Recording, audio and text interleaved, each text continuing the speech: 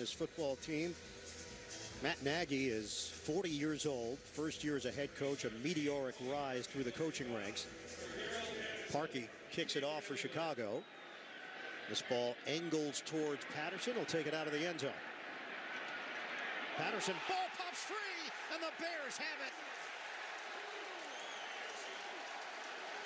Houston Carson on the recovery for Chicago. The shot from Kwiatkowski.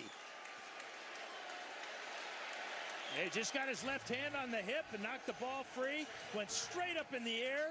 Easy recovery for Carson. And a huge turnover. That was a gift for DeAndre Houston Carson. Yeah, all those guys. All of them. He went to William and Mary, if you want to tack on two more names to the equation. Well, for the Bears, that's 15 takeaways now. They have forced 10 fumbles and recovered half of them. So the Bears take over at the New England 24.